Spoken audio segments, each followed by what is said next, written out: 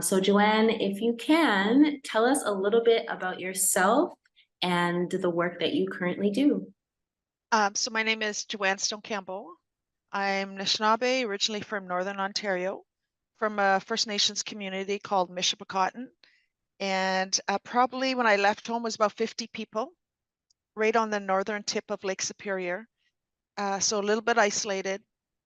I came to Vancouver for vacation for 2 weeks and ended up moving out probably a month later. Yeah, so been here over 30 years. I semi-retired out of education in my, I'd say, mid-50s, 35, 36 years in education. Wow. And then I decided to go back to school because my daughter was in grade 12 and no, grade 11, I think, grade 11 or 12. And I'm thinking a single mom. And I'm thinking, what am I going to do with the rest of my life now that my daughter is going to be like on her own? And now this is my life. She's going to be, on her merry way soon and on her doing her own thing. So I decided to go back to school and get my MBA Wow. in business. So worked full time, went to school full time, and raised my daughter. And yeah, so it all worked out, and there was lots of tears, but I did finish my degree and also get a certificate from the University of Arizona as well in Indigenous Studies during that same time. Just finished it probably a couple of years after that. I have a daughter who's 20 years old. Her name is Cascade. She's my dream miracle baby. I didn't think I could have kids. So yeah, so she's my miracle baby. So so she's 20 now. She'll be 21 in June. Wow. She's third year university at UBC and is doing her dual degree, which is master's in management. So hopefully be done in a few years. Yeah, we live in a First Nation community now in Squamish Nation, West Vancouver, a big community. This is where her dad is from. So we built ourselves a house and yeah, now I live here in the big house by myself. My daughter lives at university, but comes home often, which is great. Yeah, so I carry three names. My name that I was given from my community here is Iy'imelwit, which means blanket of strength.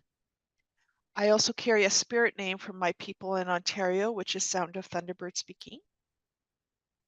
I also was adopted in a potlatch in Alert Bay by a family, the Isaac family, and was given the name Mulladie a few years back. So I'm quite honored to have three names. And that's what gives me the strength to do what I have to do and to face some of the challenges that I face in life. So yeah, I grew up on reserve. I lived off reserve for a while, owned a condo in the big city of North Van. And but it was a brick building, beautiful, expensive, everything everybody ever wanted to own their own place. But I was pregnant, and I thought, I don't know if I want my daughter to live in this place very long. Like, baby, yes, but when you're constantly asked, where do you live or who you visiting instead of ownership. So, you face some of those. I did get close to a couple people in the building, but everybody else thought I was visiting or, that I didn't own. So I guess, breaking those barriers. And I thought, well, I don't want my daughter to grow up like that. So we moved back to the First Nation and built a house because it's all her family, her dad's side of the family. And I wanted her to grow up knowing her people, knowing her family, and being part of the culture and history and language, and have a close-knit relationship with all her family. So yeah, so So she's doing good. She's a well-rounded young lady, and it's turned into almost like a friendship now. Yeah. So we travel together and we hang out, so it's good. Yeah, no, I love that. I love hearing your story, and like it's different because I've only interviewed male elders. So now speaking to a woman who's talking about like motherhood and moving through those phases as well, it brings like a lot to the table, especially you know, for people like myself, and just hearing that side is like it's divine, like it's so divine. And so you like what I think you were talking to Victor previously about the work that you're doing now with Indigenous finance, and maybe you can tell us a little bit more about what you're doing now and how you currently help the community. So after getting my degree, I went back to education and realized I wanted more. I wanted to learn more, and I deserve more. Mhm. And looking at pre-retirement or retirement, like you gotta have some money in the bank. So I'm like, I think I have to find a different job. Mhm. I love students. I just I didn't like the politics and education, and I wanted to do better for our people. Mhm. So I was going to take a year off to figure out what I wanted to do with the rest of my life. But I was end up being approached by Van City to come work for them in a partnership portfolio role. So what I did was I looked through some different lines of business. Um, how can we decolonize some of the processes? Um, what can we do differently? This was the first position that Van City had had for First Nation or Indigenous people. Mhm. My previous person that was before me, he was non-Indigenous, but great guy. Great guy, had a strong connection with the community. So I just built on that, what he had done. Mhm. And it was a coworker that I worked with too in the school. So we kind of uh, knew what each other did. Mhm. So I came into the business and it worked on a few different areas. So building partners with Indigenous communities, um, um, looking at what we had to serve Indigenous communities, looking at some of the barriers that our people faced. Um, how can we make changes in the line of business? Um, looking at different ways of seeing if there's biases in the process, um, seeing how we could do things differently, and what are some of the gaps. So looking at that whole process, so um, some of the things that came out of it was this background that I have is wealth mindset. So this financial literacy program that we developed, Van City had another program is Teach One, I can't remember the correct name of it, Each One Grow One or something like that. And so when I looked at that curriculum, I thought, I can't relate or I can't connect because they're not telling my stories and I don't see any of our faces in the curriculum or any of our stories. So I said, can we design another curriculum that is strictly for Indigenous people? And so we can have some Indigenous stories, relatable stories, a connection, um, some faces, some backgrounds like we have that has a strong connection of who we are, and to share some of our own mindset of what money means to us.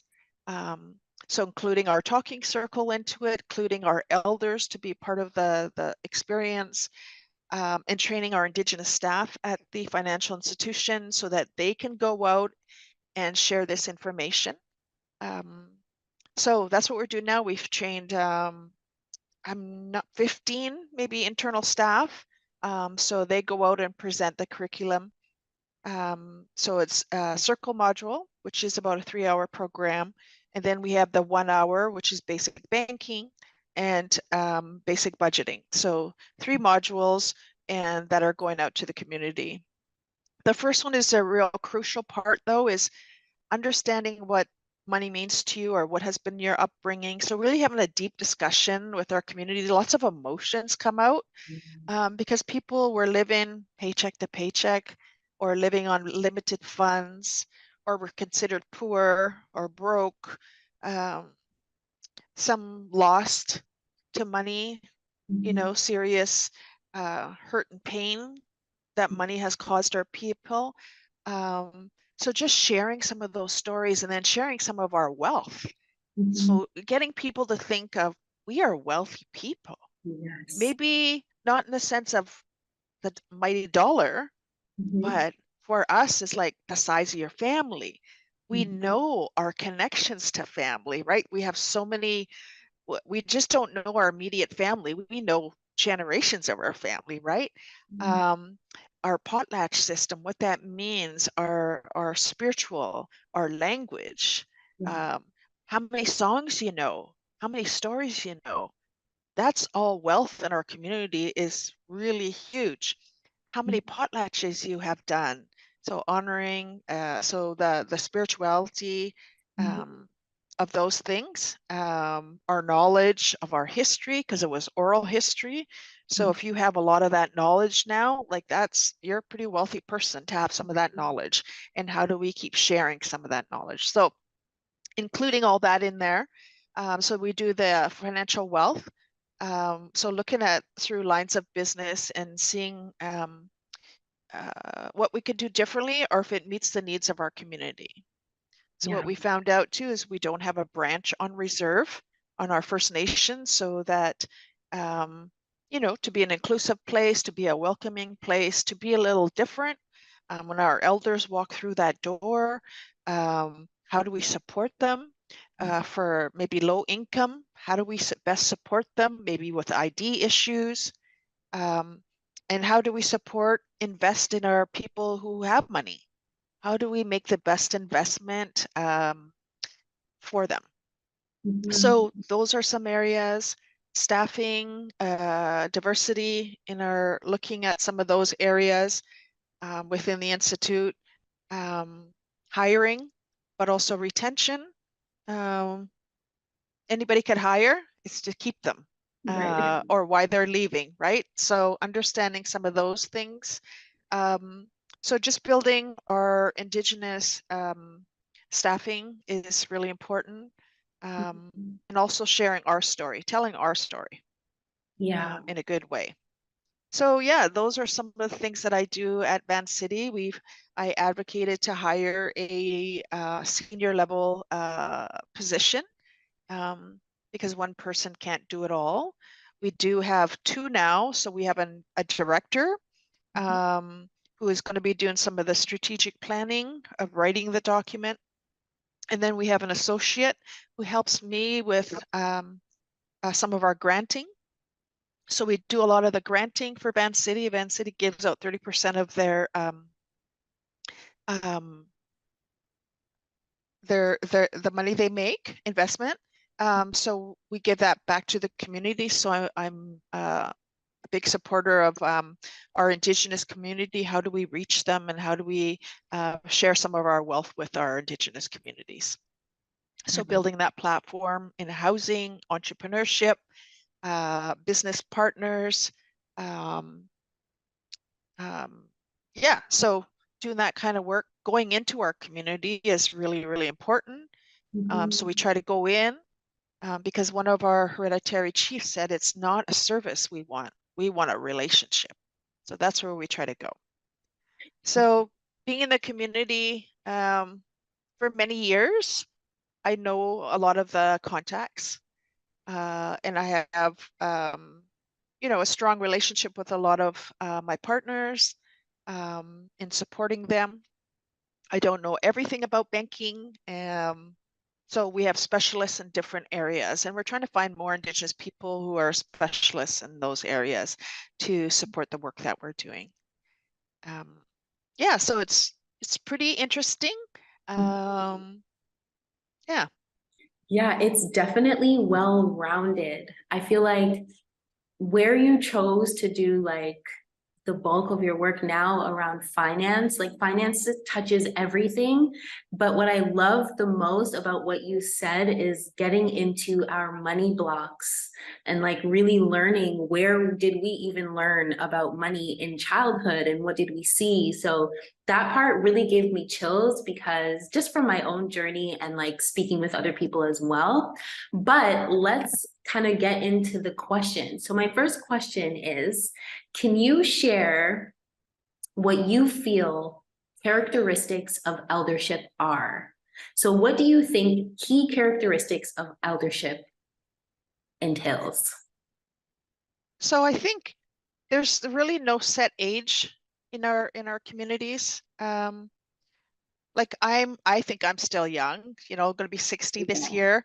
And you know, I've been addressed as an elder by some of my students. And I'm like, oh gosh, you know. But I think we're in transition. It's a gradual transition to going into those important roles.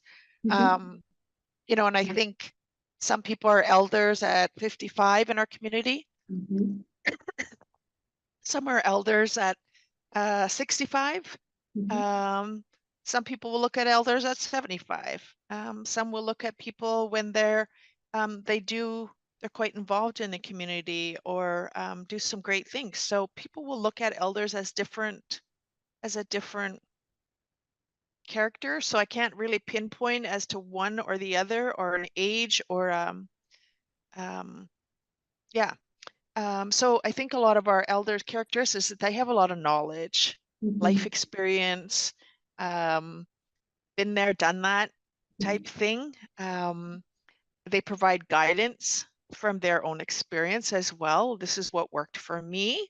They provide a safe space in wherever we are, whether it's education or financial or knowledge keepers, teaching of respect. So being respectful and then, not afraid to tell people some of our values and correct people and excellent listeners, very excellent listeners will listen to us, non-judgmental, non-judgmental. They have good knowledge of self. Again, growing up and having to go through all those different areas of life really gives them a solid foundation of who they are and where they're going and what they can offer. They serve as teachers, healers for some, advisors, counselors, maybe not in the quote educational field of a therapist type thing, but they have some tools. They have a whole bag of tools that they can use from their experience. Some of them are language speakers, and that's it's really tough in a lot of communities now because a lot of our elders who are language knowledge keepers are dying, and it's how do we get that knowledge out of them before they're gone? Some nations have very little language speakers, so it's kind of scary. Yeah. And some of our elders, I've worked with elders in education for a long time, and some of them had said sometimes their eldership, I guess, is not by age, but is earned by their respect, like wisdom, harmony, and balance, and how well they keep themselves. And there's some elders out there, like in all communities, you have to do your check-ins with who they are, if they're living a good life, like anything, right? If they're living a good life, and if they've kind of work they did, and yeah, so I guess approaching elders, some are not ready for elderhood. Again, like we look at the age, right? But some of them are just like they're big teddy bears. And comfort, like grannies. They want to open their doors so you can go sit and have tea with them. They're open to that. They want to share their knowledge, right? They want to be able to sit down and tell their stories. So yeah, so it could mean many different things, characteristics of an elder, both male and female. Yeah. Yeah, yeah, no, it's funny because what comes up a lot is there's a difference between an older and an elder that comes up often. But one thing that definitely stuck out was you saying, you know, a lot of the information that and like the language holders that these elders have are not being passed down, and it is scary because as I like continue to age and get older, I find myself going back to like my elders to hear this like information that I'm not gonna see in a university, like, you know, like key information that really helps you to stay connected to your spirit as you spoke about spirituality and also navigate in this world. So 100%. One of the things that are very important, but is there anything else that comes to mind from your perspective that makes an elder important in the community? Is there anything else? Um, like I watch and see what elders do Mhm. and how they live. And today is really nice because long time ago, our elders didn't have an education, Right. right? And so they weren't treated with respect in, like, let's say, education because they didn't have that degree because of residential school, because of our past history. Mhm. But today, a lot of those elders have degrees and they're retiring. So you can find an elder with a degree now who's retired to bring them into whatever environment, whatever corporation, Mhm. to give you that advice, which is really nice. And what I really love about our Indigenous elders is we honor and uplift our elders, Mhm. where non-Indigenous society don't take that same role. Yeah. Um, they don't bring them into their work to be an advisor, Mhm. or they don't honor them as an elder. So our elders will usually live with us in family. We don't usually put them in a home. The Mhm. odd one may go into an old age home where non-Indigenous, that's their next step after leaving home. They'll go into a care home where Right. our people take care of our elders at home, which is totally different. Um, yeah, different. And I think it's um, just another gradual where our community comes together to support. So um, you know, we talk about that when I tell my daughter when I get older, like, she might have to take care of me. I said, don't go put me up in an old age home Yeah, and then exactly. not come see me after, right? Exactly. Yeah. So yeah, it's great discussions we have now is like, what does that elderhood look like? And Mhm. what are we transitioning? Even the financial world. Mhm. How am I transitioning into that elderhood? And how can I take care of myself with some of the benefits and some Mhm. who don't have benefits? Um, yeah, so I think I just see elders as like, why can't we have this knowledge and these skills and this personality when we're a lot younger? Yeah. Imagine where we'd be. But I think our generations are changing because of our past history. Like there Mhm. was lots of hurt and pain for our people. Like I'm first generation out of residential school. Um, so I think my daughter is totally different, living a different lifestyle than I did or Mhm. our grandparents, right? But maybe it's her children or her children's children that will live a way different lifestyle and be able to um, be those knowledge, have Yeah. those not so many barriers in Yeah. life. Yeah, I again love what you're saying because it's like as much as we don't like challenge builds character. So we know that challenge will come. And I feel like what, like, a lot has happened to a lot of the world, will kind of trigger the minds of younger people to go and explore something other than what they are currently seeing. So I do believe you, like possibly like grandchildren or great grandchildren, we may find this information again, and it'll be like it comes back around full circle. I mean, that's nature, right? It goes through its seasons. So that definitely resonated um with me. And like, you know, I guess what comes up next is how do you honor, or how do you see within your community, like how should we be honoring our elders aside from, yeah, I mean, putting them aside, out of sight, out of mind? Like, how can we honor our elders and actually see value in that for ourselves? Not just like, oh, we're just doing this for our elders, but it actually comes back full circle, full circle. I think our elders should be always honored and celebrated. They should be, so in our communities, when you go to a feast or potlatches, it's our elders that get up first to go eat, or our youth will serve our elders. So there's that respect there. Some elders don't want to be served. They want to do it themselves because they're independent, and they just, you know, they're fussy and they just want to do it themselves, which is great, independent, right?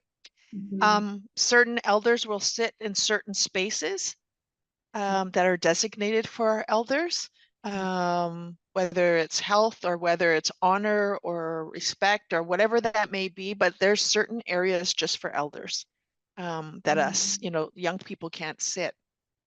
I love to gift our elders, either with a blanket or some type of gift, just to thank them for taking the time to come out and support us in the work that we do. So we have our elders who come and help us with the wealth mindset.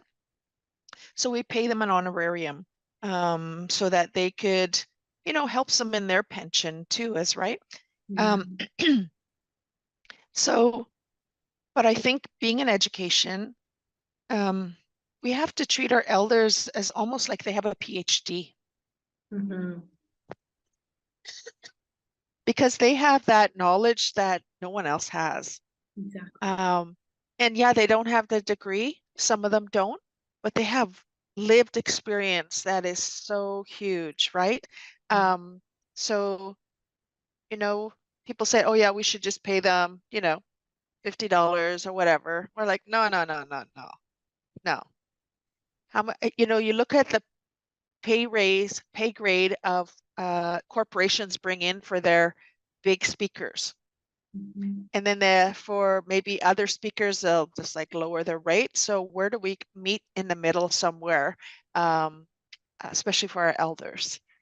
So really, even when we invite them, we always tell them, you know, take your time. If you need to step off camera or leave the room and go lay down on the couch for a little bit, or go eat something because it may have maybe diabetic or something, health issues, really take your time to take care of yourself.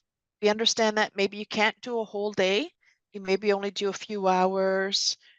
You may love it. You will stay the whole day because you love the topic and you feel warm and you feel included and supported and valued. So yeah, some of our elders just like, oh, no, I'll stay. And we're like, it's a long day. No, it's no problem. It's no problem. But sometimes it's even honoring them with rides, like paying their taxi or Uber today, or a assistant, like maybe a relative from their family to help them, walk them to a conference or to speak. So really treating them like royalty. Yeah, and just making sure they're always asking them what they need, and how could we make them feel like this is the way I always wanted to be treated, and this is a way, and they're gonna want to participate, right? And it just uplifts them for those hours, maybe those weeks, and how they're Mhm. treated when we bring them out to community or events or stuff, right? Sometimes it's just inviting elders out to events as well. Maybe they don't have to do nothing, but having that elder in your presence. One of my past students, I said, well, I said, you don't access the elder? And he goes, no. He goes, but as long as the elder is in there in our space, I know we're going to be okay. Yeah.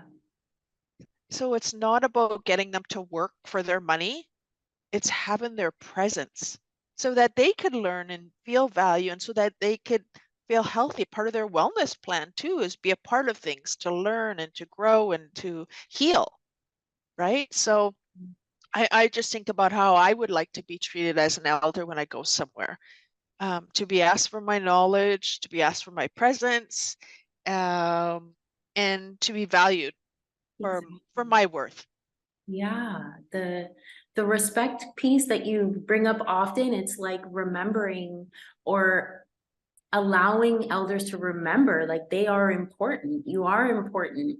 You are also wanted. Like the society, as you said, makes, elders feel unwanted, and elders are the ones that actually have the majority of the gifts to give. And so we can do our part and give offerings. That when you said like, you can bring them a gift, like to me, that's an offering, and just being thankful for the spirit and the knowledge of that individual. So I love the perspective that you're bringing today. And I'm sure it's going to make people think about even their own grandparents and how they can even level up their respect and honor their grandparents in just a different way.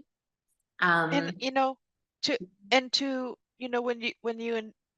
when you have your elder in presence, is introduce them to people. mhm. Because I know one of my aunties would say, my family really doesn't introduce me to other people. What is that about? So we have to think about how those elders feel. Yeah. When my mom comes, I'm introducing her to everybody because I love my Mhm. mom. She's still like 79. She's going to be 79. She's still taking care of her great grandchildren Wow. since the age of 11 months and a year and a half ish, about there. She took on these two children, and has been raising them. They're now 6 and 7, and Wow. have been raising them, going hunting, fishing, Wow. trapping. She's in really good health most days, and Mhm. takes them to the city. She does a lot, takes them walking and playing and swimming every day, when they can. Yeah, she's bringing them to Vancouver in June for 2 weeks, Wow. for a holiday. And I'm like, wow, how does she have the energy to do that stuff? But again, it helps her stay healthy. It helps her Yeah. eat healthy, helps her get physical. It is a lot of work on her. I wish I could relieve her, Mhm. but I don't live in Ontario. Um, just to give her those breaks to go have fun herself, and just, go Yeah. hang out with her own family and friends without having to drag the kids everywhere. But that's our responsibility in our families too, right? So Yeah. taking care of our kids because of, what's happening in our community. So Yeah. Yeah, wow. I mean, that's amazing. And I'm sure, I mean, a 6-year-old and a 7-year-old, my little brother is 11. So I can just imagine how young it keeps her, not having the kids around, and it keeps her like busy and not thinking, like she's still very needed in her days. So she's yeah, gonna like she's still on cultivate it. the energy. Yeah, she's still on a couple advisory committees uh, that she participates on. She still drives to the city 5 hours away in her 4x4. And I'm like, Okay. Mom, you should be driving in the snowstorm to a meeting. She goes, oh, I love to just drive, just be by myself. And I'm like, wow. So, that's my teacher as Yeah. well, right? How Yes. how to be an elder, how to be respectful, Mm. um, how to um, So we're talking the other day is that our elders in our family, like my dad's side, they passed away quite young, 50s, early 50s. And then I think my one auntie was almost 80, I think. And then on my mom's side, yeah, it's like my grandma was 70, 75, I think. And my mom is now 79. So our lifeline is not too long because of the hardships and the past Yeah. hurts and pains. Um, so hopefully I'll live longer. My mom will live longer, Yeah, those generations will keep, we're eating healthy. We have exactly. more, like I have more money to spend on quality food, and I have quality food where I live, where, you're living paycheck to paycheck sometimes, and it's tough. Yeah, exactly, exactly. So I want to ask you, just because I know you guys have, well, in the Indigenous community, I know rites of passage is like very important. So I want to ask you, what is the significance of rites of passage programming for young people in the community? I can only speak on my daughter's experience. We had ceremony, um, actually when she was in me. We had ceremony because I was always so scared because it's my baby, my precious gem in there. And um, so had ceremony while I was pregnant with her. And then when she was born, her dad spoke the language to her right away, and we kept her placenta and different things and did ceremony with um, that to keep her connected to the land. When she became 1 years old, her first birthday, we had I think it was quite the grand birthday party. It was quite huge. And yeah, she did great. So she got a baby name, Stray, which meant strawberry. And then um, you know, I guess like in church they have like godparents and things like that. But I think our daughter was really raised by um her community looking after her as well, her aunties, uncles, and first, second, third cousins, and making sure that she's walking a good path. Um, and then when she became a teenager, a young woman, when she starts her moon time, as we call it, her dad did another ceremony for her up in the mountains to really focus, and then she ended up getting her grandmother's traditional name. So it's names handed down through lineage. So we'll have that, and then she'll probably have another one ceremony when she probably marriage.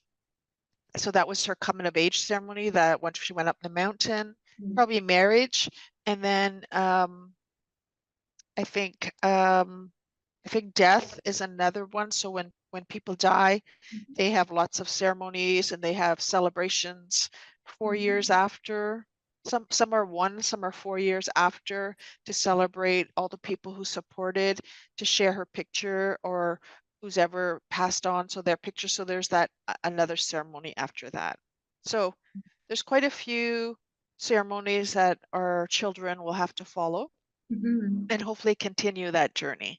Yeah.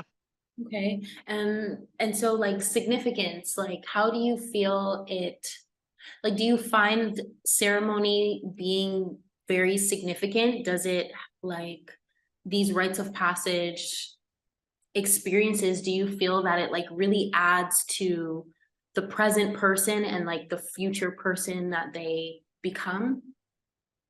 Yes, I think it's so important for our people to celebrate whatever journey their family participates in, um, to give them a solid base, to give them the responsibilities. There with names, with ceremony, there all comes responsibilities.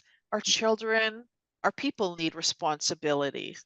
Our people want to be so when you go into the longhouse, you may be recognized by your ancestral name. or by the elders by your name. They won't use your English name. So it's really important to carry on those traditions. It's important for our kids to learn those ceremonies so that they could share that with their kids. Again, we think about the next 7 generations, right? So we're not just thinking about ourselves and our own little journey, but if our people stop it, our identity could stop. Yeah. You know, and our foundation of who we are. Even for me, just having, those 3 names, that is my pillar of strength. I don't know what I would do if I didn't have that, if I didn't go into ceremony to get all those names. And those are names that I didn't ask for. Those were given to me. Right. And so I feel so strong. I feel connected to my families, my community. I feel a sense of pride, sense of belonging. And we Perfect. want our daughter to have that same foundation. I hear her talking with her friends, and her friends, you know, sharing at a different level. And I just love it how they, sometimes certain ages when you're growing up, you'll avoid certain things or you're embarrassed of certain things. And her being involved with the canoe journey, and sharing traditional songs and dances with her dad's group. She'll go out, do those things, participate, practice. So it's pride. Yeah. It's really pride, and not all families do it. But we can only hope that people see the value. But again, addictions play into a big role, and some of our past history play in that because they weren't taught those things, Exactly. So can't expect everybody to know it. Yeah. Learn as much as they can. Yeah. You know what stuck out to me that you said is responsibility. Like that word really stuck out. And I think because what I notice with young people is they don't want responsibility, but then they feel lost when it comes to purpose. And it's like you can't, I feel like they're two sides to the same coin. And so, you're right, rites of passage is important because it grounds you into responsibility and purpose, and for you to understand why, not just here you can't do this and you have to do that, but why, and then how does this take you to your future self that you ultimately are supposed to become. So yeah, that definitely stood out, and I know this is so much value. Do you do any rites of passage work at all, or do you see what you do now as rites of passage work? I think we go home to Ontario every summer and we get involved in our ceremonies. So depending on what is available to us at that time, we participate in. So they have different ceremonies as well, whether it's lodges, sweat lodges, namings, uh, early morning kind of circles. We go into our teaching lodges, participate in different cultural events, whether that's ribbon skirt making. We have a rebirthing ceremony that I went through. So yeah, there's a lot. So that's why it's important for me and my daughter to go home every year, even though because it's my culture, which is totally different than her and her dad's. Okay. So listen, we're West Coast, Right. and I'm from Northern Ontario, so it's a different culture, different, a lot of the same values, but again, maybe a little different teachings, how things are done. Yeah, so when I got married, we did the strawberry ceremony, because was part of my culture that our elders taught and directed us to. So, we try to incorporate as much as we can. Again, we're living in 2 worlds Yeah. in an urban setting. So Vancouver is a huge city. Yeah. So it's trying to take in both, those 2 worlds and find balance. Right. Because we're always like, can you be native enough? Or are you trying to, like, even my light hair, people are like, oh, are you trying to be white? And I'm like, no, I'm transitioning into my natural color of gray one day, right? Yeah. My hair is dark. So it really depends. And sometimes even for our children, going gray means that over the hill. And some of our, even my daughter is afraid of that. She doesn't want me to get old because me and her are just like best friends and she doesn't want to lose me. Yeah. She's thinking you go gray that you're going to die. So, No, no, no, you no. know, but that's what kids think, right? Yeah, exactly. Yeah. So, that loss and that grieving, she sees my mom getting older. She's lost her great grandmother, when she went through that transition, she's lost her great grandfather, no, yeah, great grandfather, um, and another great grandfather in her short life. So she sees that loss. So she's trying to keep it. As long as she can. So it's just, again, more talking and more understanding about the beauty of aging and growing old and to celebrate um, this next stage of life. Yeah. Yeah, I love that.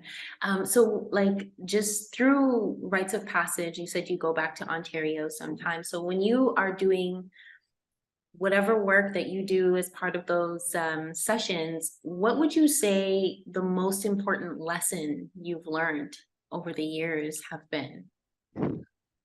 I think the most important lesson is listening and observing. Mm. Listening and observing and appreciate what I have in front of me Mhm. and being thankful of what I have. Yeah. I Yeah. think those are and I try to teach that to my daughter at a young age. Be thankful for what you have, what you what you have done today. Learn as much as you can. My dad had said, go learn. My late dad had said, go learn a white man's education, but also keep our education so that you could weave them together to be a stronger person. Yeah. So that you can go back home and help your people um, in the future. So Yeah. I think I've done that and I'm doing that. I still have lots to grow and learn, Mhm. but sharing those stories Mhm. and skills um, and learning what wisdom is and respect. I think we gain more knowledge of those things as we grow older. We Yeah. don't have maybe the same knowledge as respect is at I don't know, 10, and then, 20, we have a different idea of what respect is. Sometimes we lose it, sometimes we gain it, right? Um, yeah. Sometimes your kids will do dishes and sometimes they won't, right? So to be a part, just learning all those skills. Um, I see that even my daughter, like, oh my God, mom, you used to do that all by yourself. Like, how'd you do it? And I'm like, I don't know. You just do it. And that's what my mom said. It's a lot of work, but you just do it. Yeah. But you love doing it along the way too, right? Right. You Exactly. got to love doing it and you got to have purpose. I believe you have to have purpose in life. Mhm. Um, and when you have purpose, um, you can get out of bed every day. Get Exactly. out of bed every day and do your best. Again, ceremony is really mind over matter is really just thinking positively about things and knowing that there is hope for the future for our kids. And there's, um, yeah, it's just make everybody feel special. Want to others what you want for yourself. Exactly. You were saying ceremony is mind over matter, and what I see here is mindset. Like ceremony puts you on a wealth mindset on so many different dimensions and in Yeah, relationship and personal relationship, like so many different things. But I love that. And I have to just say, I mean, thank you for being a living example of, someone who has learned to listen and, just all the things that you mentioned. So I guess I'm giving you your flowers now and my offering. But so our last question is, do you have a call to action for youth across the globe? So if there's one thing that you could tell youth to do as an elder with wisdom, what would that be? I guess what I tell my daughter all the time is listen, visit, and learn. Yeah. Visit, learn, and listen, or whatever way you want to put it. Visit, listen, and learn. Yeah, visit, listen, and learn. Just to visit. And observe your elders. Go help our elders. Maybe you don't want to listen today at your age, but just go mow their lawn. Yeah. Just go say hi to them. Shake their hand, or just say, can I get you anything? Or, hey, you look beautiful today. Just do all those things. Learn, use your modern tools. If you have modern tools, go videotape them. Go do a TikTok with them. Get them comfortable with using computer, or help them with their cell phone or remote control for some people. You know, give them a break. Yeah. Say, hey, can I do your laundry for you, or do you want me to wipe your floors?